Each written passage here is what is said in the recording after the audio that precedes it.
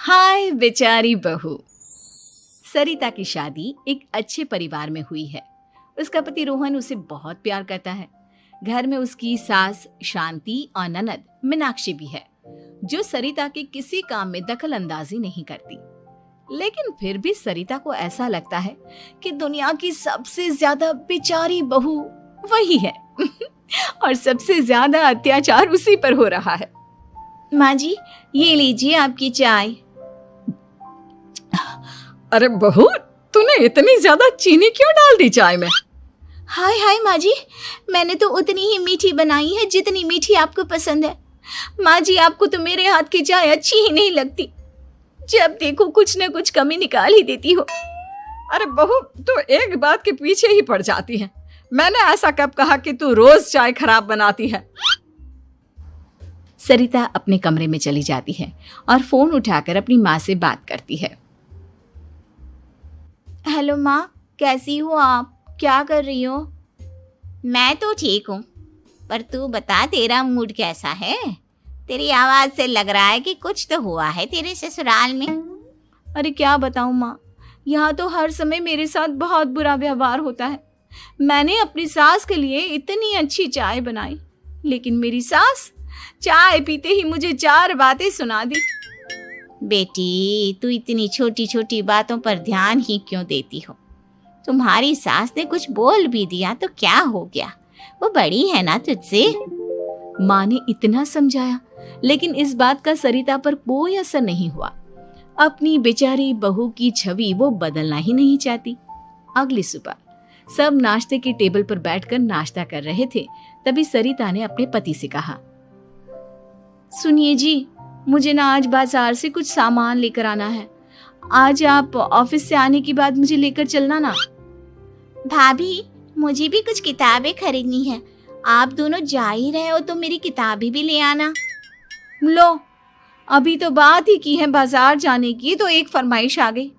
माँ जी, आप भी बता दो कुछ, और हाँ, मोहल्ले वालों से भी बोल दो अगर वो कुछ मंगवाना चाहते हो तो। बेचारी मीनाक्षी अपना सा मुंह लेकर रह गई। ये सब देखकर रोहन से चुप नहीं रह गया और वो गुस्से में बोला, सरिता, क्या हो गया है तुम्हें? मीनाक्षी ने तो सिर्फ किताबों के लिए बोला है। तुम्हें मीनाक्षी से इस तरह से बात नहीं करनी चाहिए। माफी मांगो उससे अभी। क्या? मैं माफी मांगू? दिन भर आपके घर के काम करूं मैं, आपकी और आपके घर वालों की बातें सुनूं मैं, और अब माफी भी मैं मांगू? ऐसा कभी नहीं हो सकता। ये बोलकर सरिता वहां से चली जाती है। एक दिन उनकी पड़ोसन घर आती है। अरे सरिता, क्या कर रही है? और क्या करूंगी भाभी जी, बस घर का काम ही कर रही हूँ। आप बताओ कैसे आना हुआ? अरे मैं तो तुम्हारा हालचाल पूछने आई थी, लेकिन तुम तो बिजी लग रही हो। कोई बात नहीं, मैं बाद में आ जाऊंगी। और क्या करूं भाभी जी, जब से शादी होकर आई हूँ ना, बस काम ही कर रही हूँ। और इस घर में ना कोई मेरी कदर नहीं करता। पति है जो बस घर से ऑफिस, ऑफिस से घर। ननद को तो कॉलेज से फुर्सत नहीं। बची सास तो उनका सारा समय मेरी गलतियां निकालने में लग जाता है। अरे ये क्या कह रही हो सरिता? तुम्हारी सास तो पूरे मोहल्ले में तुम्हारी तारीफ करती फिरती है कि तुम बहुत अच्छी हो, पूरा घर तुम्ही ने संभाल रखा है। हाँ तो क्या हुआ, इसमें गलत क्या कहती है? सच्ची तो कहती है।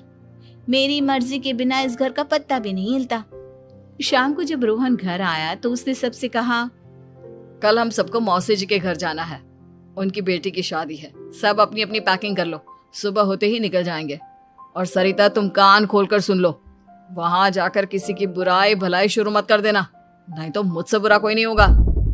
हाय हाय जी, आप तो ऐसे कह रहे हो जैसे मैं सुबह शाम सबकी बुराई करती फिरती हूँ।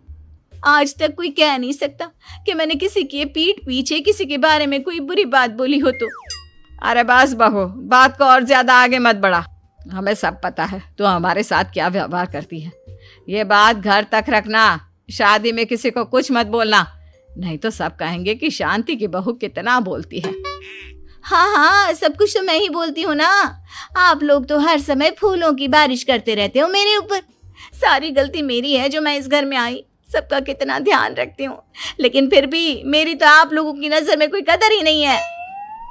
अगली सुबह सब लोग मौसी जी के घर पर चले जाते हैं। वहां पर शादी का माहौल होता है, सब जगह चहल पहल होती है, बहुत सारे मेहमान आए हैं।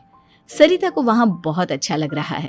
वो अपने मन में सोचती है, यहाँ कितना अच्छा लग रहा है, कितनी रौनक है। मैं यहाँ किसी से ज्यादा बात नहीं करूंगी। अगर मेरे मुंह से कुछ ऐसा वैसा निकल गया तो रोहन जी तो मुझसे गुस्सा हो जाएंगी। सरिता ये सब सोच ही रही थी कि वहां रोहन की कजिन साक्षी आ गई और सरिता से बोली, आप सरिता भाभी हो ना? जितना आपके बारे में सुना था आप तो उससे भी ज्यादा सुंदर हो। हाँ वो तो है, मेरी सुंदरता की तारीफ सब करते हैं।